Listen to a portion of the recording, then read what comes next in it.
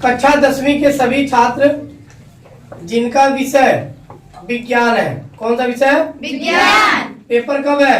कल। तो ये कल पेपर है, तो आज आखिरी लड़ाई है। जो जो टॉपिक बताया जा रहा है उसको पढ़ के जाइए। आपका गणित पेपर अच्छा हुआ, हिंदी हो गया और संस्कृत हो गया।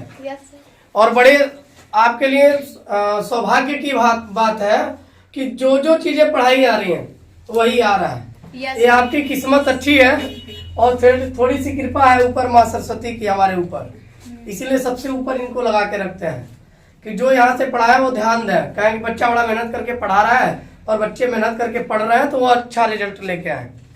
तो इसको आप अहम मत कीजिएगा कि हम जो पढ़ रहे हैं वही आ रहा है या आप जो पढ़ा रहे हैं वही आ रहा है। धैर्य के साथ सभी विषय की तैयारी जैसे प्रॉपर ढंग से करते आए हैं, विज्ञान को भी उसी तरीके से करेंगे। प्रॉपर पिछला वीडियो जितना भी पढ़ चुका है उसको अच्छे ढंग से आप पढ़ लेंगे, रिवाइज कर लेंगे जब तक ये वीडियो अपलोड ना हो। वीडियो अपलोड होने के बाद इसको अवश्य देख लेंगे। पहले क्वेश्चन की बात करें बेटा, तो कह रहे निम्न की अभिक्रिया बताइए। तय है, इस पे आना है क्वेश्चन। आपने विस्थापन, द्विविस्थापन, संयोजन, वियोजन और अवक्षेपण अभिक्रियाएं चार मुख्य रूप से होती है, उन्हीं चारों में से पूछेगा। जैसे यहाँ पे बेटा Fe2O3 है और 2L है, तो हमने एक अभिक्रिया पढ़ा था जहाँ पे जो अधिक अभिक्रियाशील वाला तत्व होता है वह कम क्रियाशील वाले तत्व को विस्थापित कर देता है। और जब एकल विस्थापन हो यानी एक विस्थापन हो तो ऐसी अभिक्रिया को, चूंकि ध्यान से देखो यहाँ से क्या हुआ, Fe को विस्थापित कर दिया किसने? एल्युमिनियम ने। यानी कौन सी अभिक्रिया है? विस्थापन। कौन सी अभिक्रिया है? विस्थापन अभिक्रिया है। अगर यहीं पे दो तत्वों का विस्थापन होता तो द्विविस्थापन। और जब कभी अभिकारक में दो या दो से अधिक तत्व हो और वह मिलकर एकल उत्पाद का निर्माण करते हैं तो ऐसी अभिक्रियाएं संयोजन अभिक्रिया कहलाती हैं। कौन सी अभिक्रिया है? जिसको एग्जाम्पल के लिए मैंने कहा था कि दो लोगों के बीच जब विवाह होता है, संबंध बनता है, तो उस संबंध को हम लोग संयोजन अभिक्रिया से तुलना कर सकते हैं। लेकिन विवाह के बाद अनबन हुआ, तलाक की नौबत आ गई, तो तलाक में अब दोनों जोड़े क्या होंगे? बिखर जाएंगे, अलग अलग हो जाएंगे। यानी अभिकारक में एक या एक से एक यौगिक है और वह टूट के 2 से 3 यौगिक में बन जाए, 2 से 3 परमाणु बना ले, तत्व बना ले, तो वहाँ पे वियोजन अभिक्रिया होती है। कौन सी अभिक्रिया? वियोजन अभिक्रिया। तो तलाक की स्थिति दिखाई देगी तो वियोजन, विवाह की स्थिति दिखाई देगी तो संयोजन, और एकल विस्थापन दिखाई देगा तो विस्थापन, द्विविस्थापन दिखाई देगा यानी दो तत्व एक दूसरे को विस्थापित करेंगे तो द्विविस्थापन। इसको रिमाइंड कर लीजिएगा। कोई डाउट यहाँ तक? देखो बेटा, बेरियम क्लोराइड है, हाइड्रोजन सल्फेट, ठीक है, सल्फ्यूरिक अम्ल है। इससे जब हमने अभिक्रिया कराया तो दोनों जलीय स्थिति में थे, बना क्या लिए? ठोस, और एक जलीय स्थिति की अवस्था प्राप्त हुई और ऐसे अभिक्रिया को अवक्षेपण अभिक्रिया बोलते हैं। कौन सी अभिक्रिया? अवक्षेपण अभिक्रिया। कोई बुराई? समझ में आ रहा है?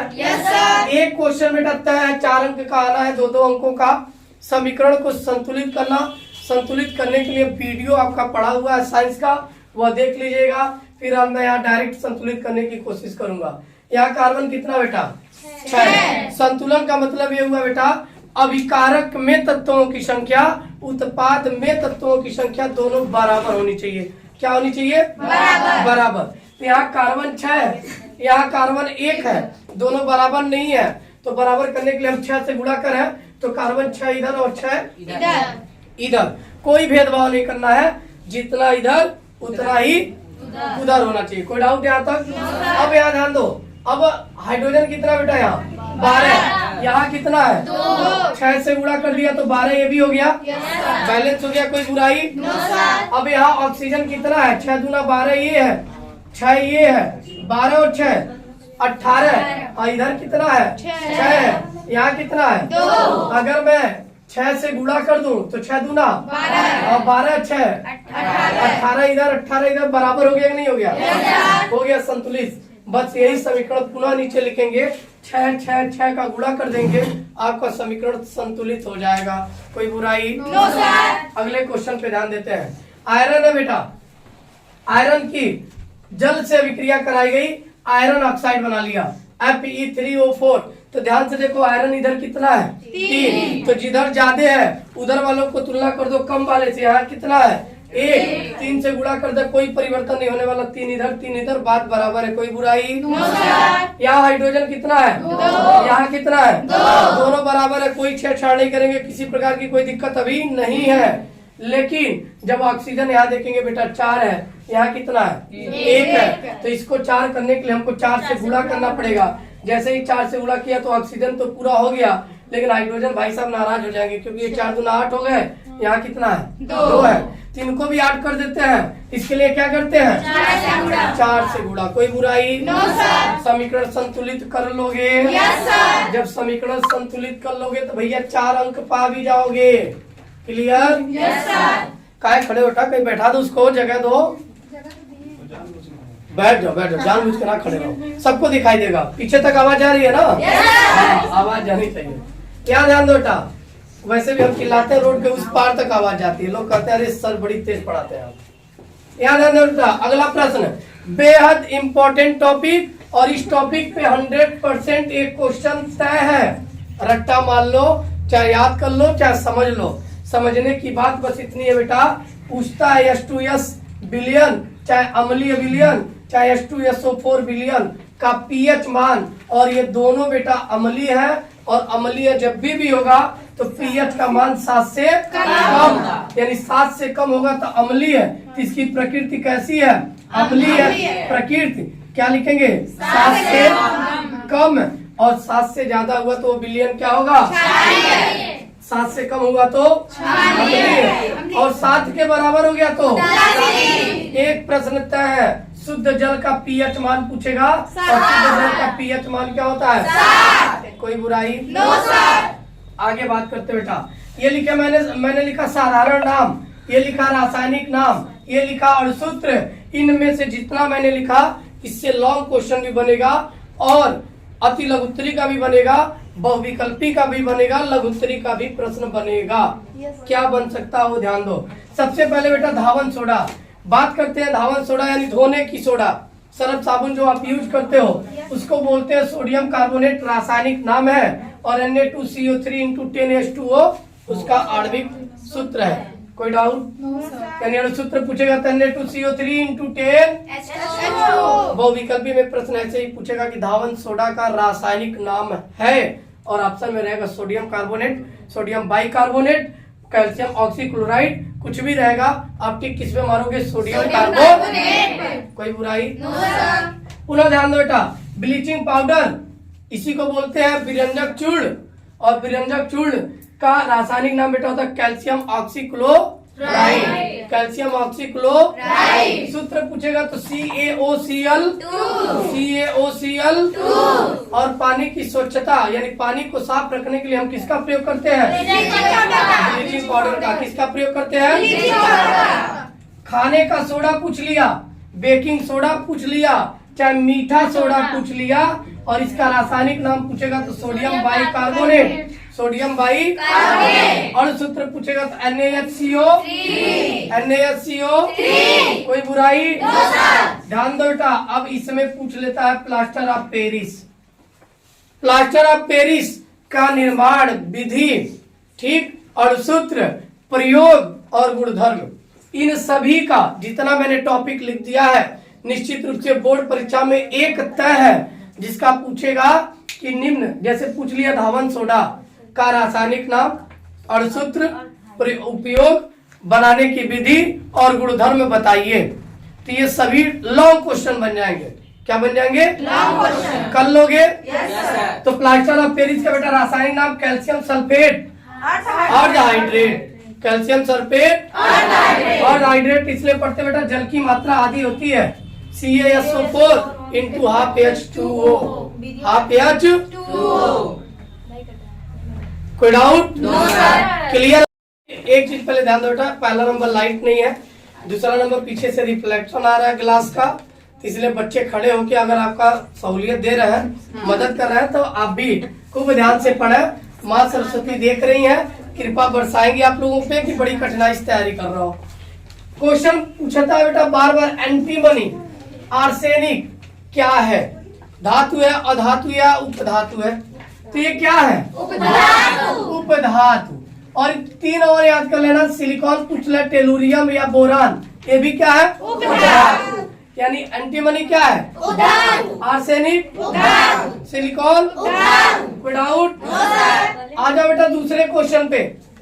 कह रहा आयरन, जिंक, मैग्नीशियम, ये 3 धातु हैं जो अम्ल से बेटा हाइड्रोजन को विस्थापित करती हैं। हाइड्रोजन को क्या करती हैं? विस्थापित करती हैं। प्रश्न पूछा है, लेकिन ऐसे पूछा है कि निम्न में से कौन अम्ल से हाइड्रोजन विस्थापित नहीं करती हैं? और ऑप्शन में इन तीनों के अलावा कुछ दिखाई दिया, जैसे कॉपर, तो आप टिक इस पे करोगे जब नहीं पूछेगा। क्या पूछेगा? नहीं। लेकिन पूछ लिया विस्थापित करती है, तो आप उस ऑप्शन पे टिक मारोगे जहाँ पे आयरन होगा, जिंक होगा, मैग्नीशियम होगा। बात समझ में आ रही है?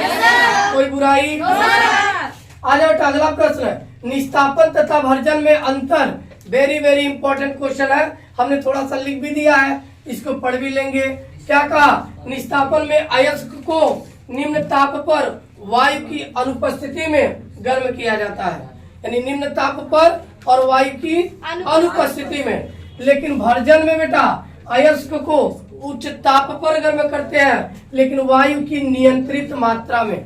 वायु की नियंत्रित मात्रा में। बातें दोनों समझ में आ गई? Yes sir. कोई बुराई? No sir. ये देखो बेटा, कार्बन की संयोजकता 4 बार बार पूछा हुआ है, बहुत ही इंपॉर्टेंट प्रश्न है और बेहद इंपॉर्टेंट प्रश्न इस चैप्टर का, जो 100% बोर्ड पेपर में आपके छपा मिलेगा। वह सामान्य सूत्र एल्केन का, एल्कीन का, एल्काइन का, तीनों का पूछ सकता है। एल्केन का पूछेगा बेटा तो जान लेना, सिंगल बॉन्ड इसमें पाया जाता है। कौन सा बॉन्ड? Single bond. इसी को बोलते हैं एकल बंध।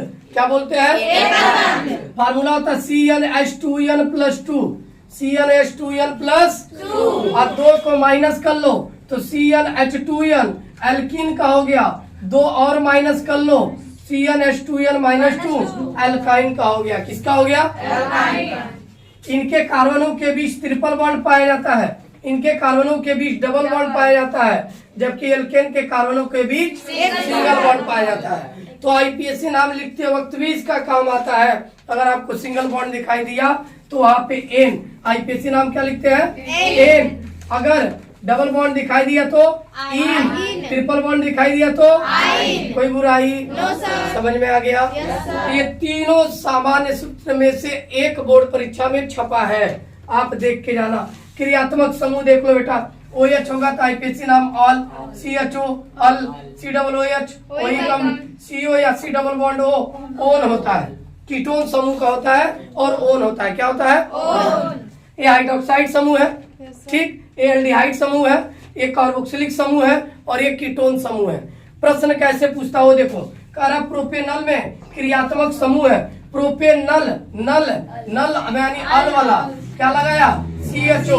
क्या लगा दिया? CHO। तो इसमें पूछा क्या है? क्रियात्मक समूह। तो क्रियात्मक समूह क्या होगा बेटा? OH। CHO में क्रियात्मक समूह क्या हो जाएगा? CHO।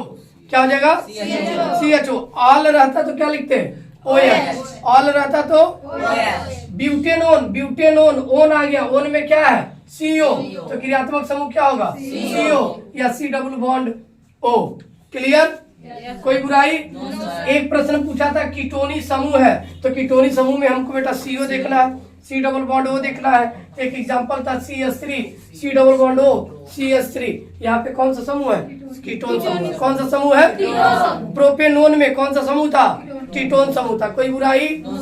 अब इससे और भी इंपॉर्टेंट क्वेश्चन बन सकते हैं, उसको देखते हैं। क्लियर है यहाँ तक? कोई डाउट? आवाज सबकी नहीं आई? कोई डाउट है इसमें?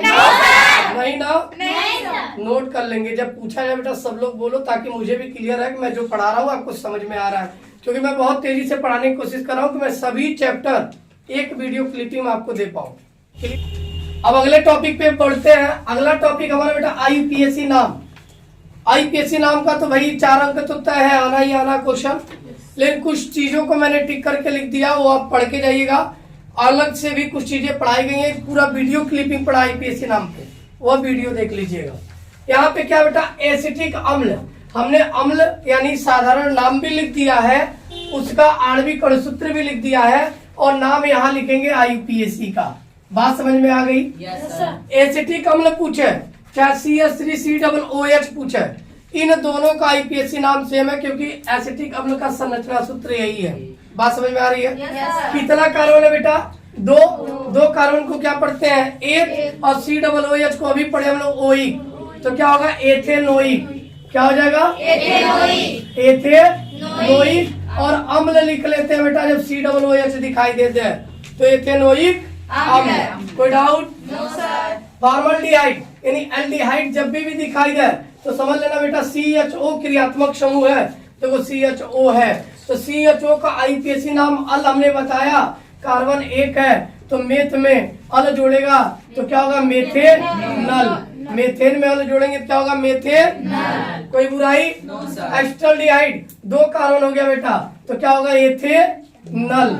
क्या होगा? एथेनल। यहाँ आ जाओ, एसीटोन, 1 2 3 कार्बन परमाणु है, लेकिन ओन है, ओन में CO क्रियात्मक समूह होगा, और आईपीएससी नाम में क्या लिखते हैं? ओन। तो 3 कार्बन को प्रोप, अब प्रोप में ओन जोड़ेंगे तो प्रोपेनोन। प्रोपेनोन। कोई बुराई? अब बेटा आईपीएससी नाम लिखना सीख गए, तो अब आईपीएससी नाम देके पूछ लेता संरचना सूत्र बना दो। जैसे बनेगा कैसे ये सीखते हैं, बनेगा कैसे ये सीखते हैं। क्या कहा? Propane two all. क्या कहा? Propane two all. प्रोपेन का मतलब बेटा कार्बन की 3 श्रृंखला, तो कार्बन की 3 श्रृंखला हमने देखो बेटा प्रोपेन था, एन से पता चला सब सिंगल बॉन्ड है, इसलिए हमने सब में क्या लगा दिया? कोई बुराई? कार्बन की संयोजकता कितनी होती है? 4। तो कार्बन की संयोजकता 4 को पूरा कर ले, 4 बॉन्ड सभी कार्बन के पास, जो नहीं है उसके साथ हाइड्रोजन पहले हम लगा लें, लेकिन ध्यान देना बेटा 2 नंबर पे ऑल है, 2 नंबर पे क्या है? ऑल। अब इस हाइड्रोजन के साथ ऑल का आईपीएससी क्या होता है? Functional group OH। हाइड्रोक्साइड आया ना, तो क्या होगा? OH। बाकी जगह क्या होगा? पुनः हाइड्रोजन। क्या हो जाएगा? ये हो गया संरचना सूत्र। शॉर्ट फॉर्म में यदि इसी को लिखना चाहेंगे तो क्या लिखेंगे? CH3 COH CH3। ये OH बताएगा भैया कार्बन के हम दूसरे नंबर की श्रृंखला पे हैं, क्योंकि नंबरिंग आप करोगे तो 1 2 3 आसान ये होता है कि कार्बन रूट वर्ड दिखा दो, पहले नंबरिंग कर दो। देखो इसमें आओ सीखते हैं। 2 हाइड्रोक्सी प्रोपेनोइक अम्ल, तो प्रोपे यानी प्रोप है, रूट वर्ड क्या है? प्रोप। प्रोप का मतलब 3 कार्बन, तो पहले दिखा लो रूट वर्ड 1 2 3। कोई बुराई? नंबरिंग कर लो, चाहे इधर से चाहे उधर से, जिधर से मन करे उधर से आप कर सकते हो, लेकिन ध्यान देना अब लिखा क्या? ओइक, यानी जो हमारा फंक्शनल क्रियात्मक समूह है, फंक्शनल ग्रुप है, वह ओइक है। और ओइक क्या होगा? COOH। और ये फंक्शनल ग्रुप के पहले नंबर पे ही आएगा COOH। दूसरे नंबर पे हाइड्रोक्सी दिया है, ये साइड चेन के रूप में दिया है, तो यहाँ OH। अब बाकी जो बच गया वह क्या लगाओगे? हाइड्रोजन। कार्बन के पास एक बॉन्ड लगा, कितने की कमी? 3 की, क्योंकि संयोजकता क्या होती है? 4, तो CH3। कोई बुराई? इस कार्बन के पास 1 2 3, 1 की कमी, 1 हाइड्रोजन, इसके पास 1, अभी 3 की कमी है कि COOH पूरा हो गया? पूरा हो गया, क्योंकि जब आप इसको विस्तारित रूप से तोड़ोगे बेटा तो कार्बन के पास डबल बॉन्ड OH और 1 कार्बन से तो लगा हुआ है, यहाँ चारों पूरा हो गया कि नहीं हो गया? तो यहाँ पे अब कुछ करने की आवश्यकता नहीं है। ये हो गया हमारा संरचना सूत्र। आईपीएससी नाम में क्या करते हैं? रूट वर्ड को पहले लिखते हैं, नंबरिंग हम कर देते हैं। एन समूह है सबका सिंगल बॉन्ड, जहां इन आएगा वहां डबल बॉन्ड, जहां इन नहीं है बाकी सभी जगह सिंगल बॉन्ड। संयोजकता 4 की होती है, बैलेंसी पूरा करने के लिए सभी जगह 4 हाइड्रोजन पूरा करते हैं। जहाँ पे 2 ऑलरेडी है तो 2 जोड़ेंगे, जहाँ 1 ऑलरेडी है 3 जोड़ेंगे, जहाँ पे 3 है वहाँ पे 1 जोड़ेंगे, जहाँ पे 4 पूरा वहाँ जोड़ने की आवश्यकता कोई बुराई? कर लोगे? दोनों टॉपिक आपके एग्जाम में आ रहा है, और मुझे जहाँ तक लग रहा है आपके एग्जाम में आईपीएससी नाम एसिटिक अम्ल, फॉर्मल्डिहाइड और संरचना सूत्र ये दोनों पूछ सकता है, पढ़ के जाइएगा। कोई बुराई? सजातीय श्रेणी very very very very important 2024 के लिए। ये पेपर में 100% बेटा छपा हुआ मिला है, और एकदम जो कहा जाता है लल्लन टॉप क्वेश्चन तो वह है, पढ़ के जाना बेहद इंपॉर्टेंट है, इस बार आएगा। सजातीय श्रेणी कहते किसे हैं? तो कार्बनिक यौगिकों का वह समूह जिनका सामान्य सूत्र एवं क्रियात्मक समूह एक जैसा होता है क्या कहलाती है? सजातीय श्रेणी। सजातीय श्रेणी की परिभाषा ध्यान से सुनो। कार्बनिक यौगिकों का वह समूह जिनका सामान्य सूत्र एवं क्रियात्मक समूह एक जैसा होता है सजातीय श्रेणी कहलाती है। क्या कहलाती है? सजातीय श्रेणी। जैसे एग्जांपल में CH3OH, C2H5OH, C3H7OH। ध्यान से देखो OH क्रियात्मक समूह है सब में, तो एक समान क्रियात्मक समूह मिला। सबका रासायनिक सूत्र जब बनाओगे तो यही मिलेगा। क्यों? क्योंकि दो कार्बन परमाणुओं के बीच अंतर कितना है? CH2 का, CH2 का। तो सामान्य सूत्र जब बनाओगे तो इनका सामान्य सूत्र जो मिलेगा उनके बीच अंतर CH2 का मिलेगा। कोई बुराई? क्लियर है? बातें समझ में आ रही हैं? सामान्य सूत्र बनाते तो क्या बनाते? ध्यान से देखो, C2H2N प्लस यहाँ क्या करते? 1 करते प्लस 1 और यहाँ क्या जोड़ लेते? OH। ध्यान से देखो, कार्बन की संख्या यहाँ एक रखे C2HN। एल्केन का सामान्य सूत्र क्या पढ़ा है? CnH2n ना प्लस 1 OH। ये बनेगा, सॉरी अंक ना लिखो, CnH2n प्लस 1 AH। ध्यान से देखो, यदि हम यहाँ पे कार्बन की संख्या एक रखा है, क्या रखा है? एक। तो C1 2 रखेंगे तो 2, हाँ 1 रखेंगे 2 एक नाम 2 और 1 हाइड्रोजन 3 हुआ OH। कोई बुराई? कार्बन की संख्या बेटा 2 रखो। क्या रखो? 2। तो 2 कार्बन रखोगे तो 2 2 दूना 4 में 1 जोड़ोगे हाइड्रोजन 5 OH। समझ में आ रही है? तो इसका सामान्य सूत्र बेटा प्रत्येक जगह समान होगा CnH2n प्लस 1 और जो क्रियात्मक समूह लगाना चाहो वह लिख सकते हो। OH लिख सकते हो, CHO लिख सकते हो, COOH लिख सकते हो। कोई बुराई? समझ में आ गई इतनी बात? इतनी बात समझ में आ गई तो बेटा ये ध्यान दो, एल्केन, एल्कीन, एल्काइन से आप क्या समझते हैं? इससे एक टॉपिक पूछता है संतृप्त और असंतृप्त हाइड्रोकार्बन में अंतर। संतृप्त और असंतृप्त हाइड्रोकार्बन को परिभाषित कीजिए उदाहरण सहित। फिर पूछ लेता है एल्कीन एल्काइन को उदाहरण सहित समझाइए। पूरा लॉन्ग क्वेश्चन बनेगा, वेरी वेरी इंपॉर्टेंट है 2024 के लिए। पढ़ के जाना इस क्वेश्चन को। ध्यान से देखो, संतृप्त हाइड्रोकार्बन क्या होते हैं? वे हाइड्रोकार्बन जिनके परमाणुओं के बीच एकल बंध होता है। कौन सा बंध? एकल बंध। तो वह संतृप्त हाइड्रोकार्बन होंगे। कौन से? संतृप्त हाइड्रोकार्बन। कब? जब सिंगल बॉन्ड होगा यानी एकल बॉन्ड होगा। बात समझ में आ रही है? जैसे C सिंगल बॉन्ड H4 यानी मेथेन है। क्या है? मेथेन। यानी सिंपल कह सकते हैं एल्केन समूह के जितने भी हाइड्रोकार्बन परमाणु तत्व होंगे वो सब क्या होंगे? संतृप्त होंगे। क्या होंगे? संतृप्त। कोई बुराई? Methane, ethane, propane, butane, hexane, pentane ये सब के सब क्या है? संतृप्त हाइड्रोकार्बन है, क्योंकि इनके संरचना सूत्र में केवल सिंगल बॉन्ड है। कोई बुराई? असंतृप्त हाइड्रोकार्बन वे हाइड्रोकार्बन होते हैं जिनके कार्बन व हाइड्रोजन परमाणुओं के बीच डबल बॉन्ड और ट्रिपल बॉन्ड भी पाया जाता है। यानी कह सकते हैं एल्कीन और एल्काइन के जो हाइड्रोकार्बन यौगिक समूह होंगे उनको हम असंतृप्त हाइड्रोकार्बन बोलेंगे।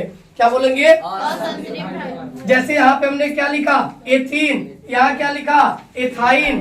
क्योंकि कार्बन के बीच ट्रिपल बॉन्ड है, ट्रिपल बॉन्ड को आइन, डबल बॉन्ड को इन। 2 कार्बन को एथ, तो एथ में इन जोड़ेंगे तो एथीन और एथ में आइन जोड़ेंगे तो एथाइन। ये एग्जांपल है असंतृप्त हाइड्रोकार्बन के। समझ में आ गई बातें? अगली टॉपिक ध्यान दो बेटा, संक्षिप्त टिप्पणी पढ़ के जाना। दहन छपा हुआ है 2024 की परीक्षा में, प्रतिस्थापन, साबनीकरण भी छपा हुआ है। ये 3 चीजें। आयस्त्रीकरण तो बेटा 101% आएगा, इसमें कोई काट नहीं सकता। पढ़ के जाना, जिसका तैयार नहीं है तैयार कर लेना। मनुष्यों में पाचन 2024 की परीक्षा में 100% देगा, क्योंकि होम साइंस के पेपर में भी इसको टच किया है। तो बेहद इंपॉर्टेंट टॉपिक है। मनुष्य के पाचक एंजाइमों के कार्य का वर्णन कीजिए। तो 5 पाचक एंजाइम होते हैं, उनके कार्यों का वर्णन पढ़ाया गया, लिखवाया गया है।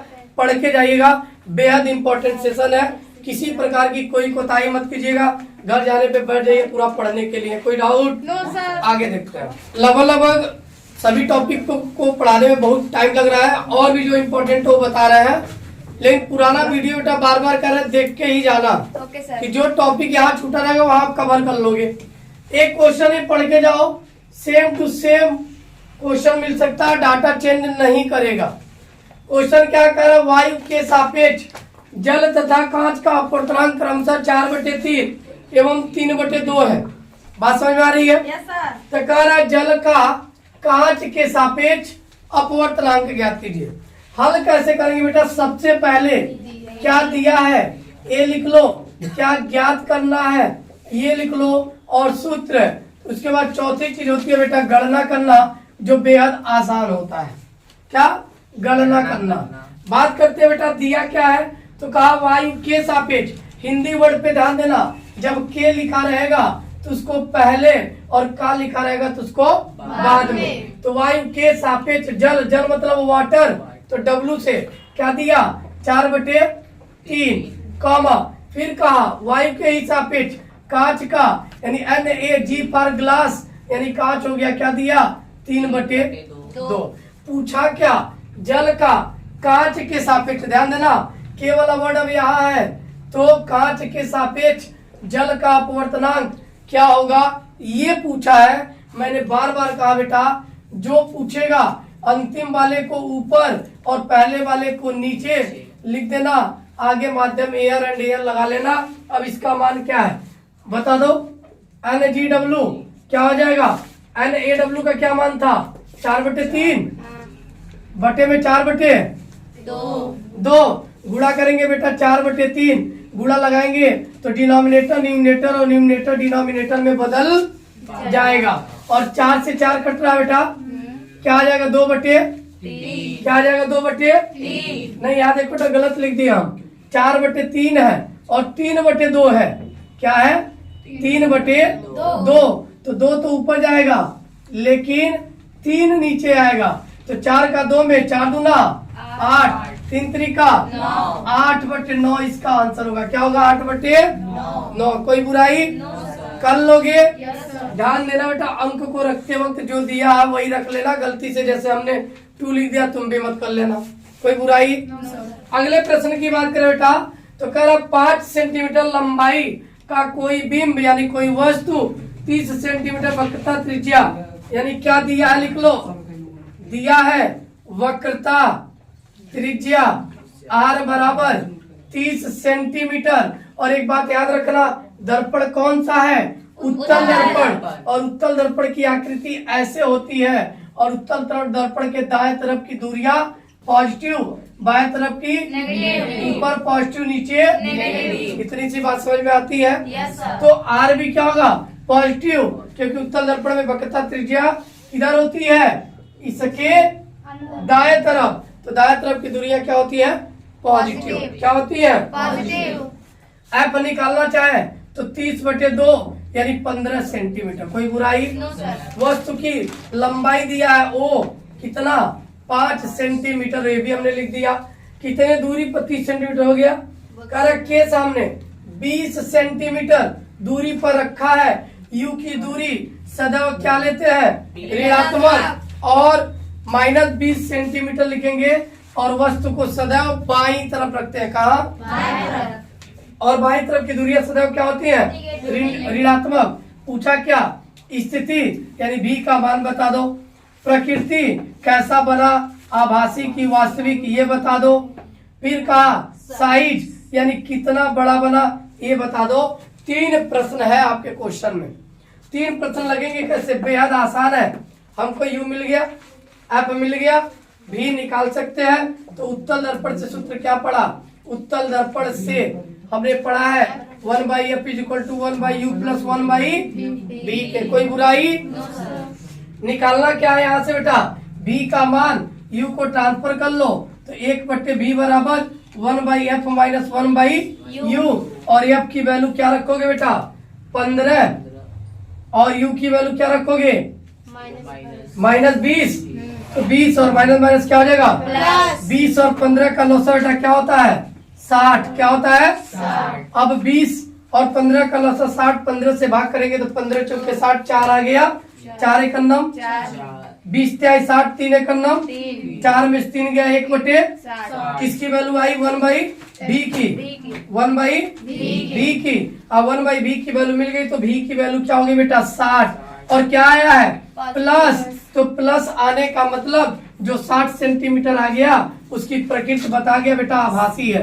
क्या है आभासी है। प्लस तभी आएगा जब वो दर्पण के पीछे बनेगा, और दर्पण के पीछे बनने में वस्तुओं की जो प्रकृति यानी जो किरण आरेख जा रही है वो वास्तव में नहीं काटेंगी, काटते हुए प्रतीत होंगी। क्या होंगी प्रतीत। तो भी का मान मिल गया 60, प्रकृति मिल गया आभासी, आई बस निकालना है। तो हमने एक फार्मूला पढ़ा रेखीय आवर्धन का, m बराबर I/O माइनस V/U के। ध्यान से देखो बेटा, I की वैल्यू निकालनी है, O की वैल्यू दिया है, O की कितनी 5, O की वैल्यू क्या दिया है 5 सेंटीमीटर, ये रहा 5 इज इक्वल टू B की वैल्यू हमने निकाला है +60, U की वैल्यू 20 लेकिन माइनस है तो माइनस और माइनस प्लस। अब देखो जो कैंसिल आउट होगा कट कर लेना, 0 से 0 कैंसिल आउट। अब 2 से 6 कटेगा 3 बार में, 5 को ट्रांसफर कर देता, आई की वैल्यू 15 सेंटीमीटर। आई की वैल्यू क्या मिल गई 15 सेंटीमीटर, लेकिन वैल्यू किस में मिली प्लस में। क्या मिल गई प्लस में, इसलिए मिली बेटा क्योंकि वस्तु की प्रकृति क्या है, प्रतिबिंब की प्रकृति आभासी है। क्या है आभासी है। तो भी प्लस आएगा तो समझ लेना प्रतिबिंब क्या बना आभासी, भी माइनस आता तो वास्तविक, भी माइनस आता तो वास्तविक। इस टाइप का प्रश्न 100% बोर्ड एग्जाम में है, कम से कम 2-3 प्रैक्टिस करके जाना। डाटा इसमें सेम नहीं आएगा, कुछ ना कुछ बदल देगा, 30 के जगह 20, 20 के जगह 10, 5 के जगह 2.5, कुछ भी कर सकता है। कैलकुलेशन पोर्शन बस करना है, बाकी तो सब सेम है, कोई बुराई इसमें। प्रश्नों को पढ़ लेंगे, मेंडल के आनुवंशिकता के नियम पूरा पढ़ लीजिएगा, लिंग संलग्न लक्षण कार्य विधि, मादा जनन तंत्र का सचित्र वर्णन पढ़ लीजिएगा, कार्य विधि पढ़ लीजिएगा, कायिक जनन किसे कहते हैं, अंतर धमनी और शिरा में पढ़ लीजिएगा, और दूसरा लसिका और किसे बताते हैं रुधिर, तो रुधिर और लसिका में पढ़ लीजिएगा, कोई बुराई। पोषण पढ़ के जाइएगा, उत्सर्जन पढ़ के जाइएगा, और पौधों में वाष्पोत्सर्जन के प्रकार, क्रिया विधि और वाष्पोत्सर्जन किसे कहते हैं, ये 100% पढ़ के जाइएगा। कौन कौन सा प्रश्न, ये मादा जनन तंत्र 2, मेंडल के आनुवंशिकता का नियम 3, और पोषण और उत्सर्जन, ये इतना टॉपिक 100% पढ़ के जाना बेटा, पेपर में छपा हुआ मिलेगा 24 वाले में, कोई बुराई क्लियर है। नोट कर लो, क्वेश्चन पे ध्यान दो।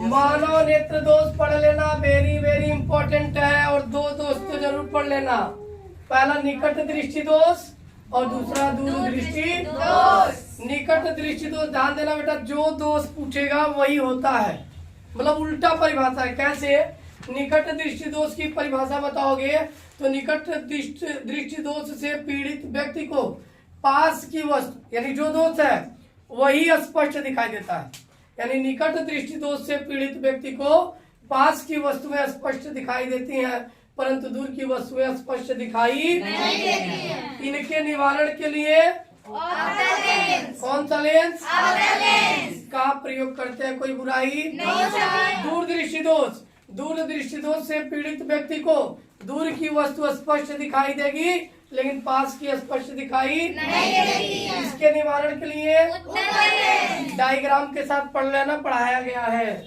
अगला वर्ण विक्षेपण से क्या तात्पर्य है, प्रिज्म वाला पढ़ लीजिएगा। श्वेत प्रकाश की किरणें जब पढ़ती हैं तो 7 रंगों में विभक्त होती है, जो पढ़ाया गया तो उसको पूरा तैयार करके जाना, कोई बुराई। ओम का नियम, ओम ने बताया यदि किसी चालक की भौतिक अवस्थाएं अपरिवर्तित रहे तो चालक में प्रवाहित धारा का मान उसके विभवांतर के अनुक्रमानुपाती होता है, और वही हमने लिखा था V बराबर I R। पढ़ के जाइएगा, वेरी वेरी इंपॉर्टेंट क्वेश्चन है, कोई डाउट।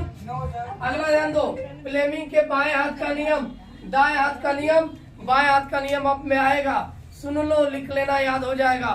फ्लेमिंग के बाएं हाथ के नियमानुसार, किसके, फ्लेमिंग के बाएं हाथ के नियमानुसार यदि हम अपने बाएं हाथ की 3 उंगली, कौन, तर्जनी, मध्यमा व अंगूठा, तर्जनी मध्यमा व अंगूठे को एक दूसरे के लंबवत इस प्रकार फैलाएं कि तर्जनी चुंबकीय क्षेत्र की दिशा में, मध्यमा विद्युत धारा की दिशा में हो तो अंगूठा चालक पर लगने वाले बल की दिशा को व्यक्त करता है।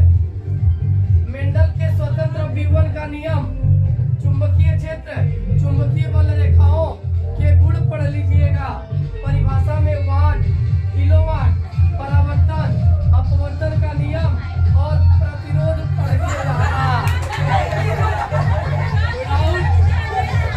कोई बात नहीं, वीडियो पूरा बन गया बेटा। डीजे चलना था, खुशी का माहौल चल गया। पेपर में आएगा, पढ़ लिख के जाओ, खुश होके जाओ, क्वेश्चन सोच के मत आना। All the best. क्लियर।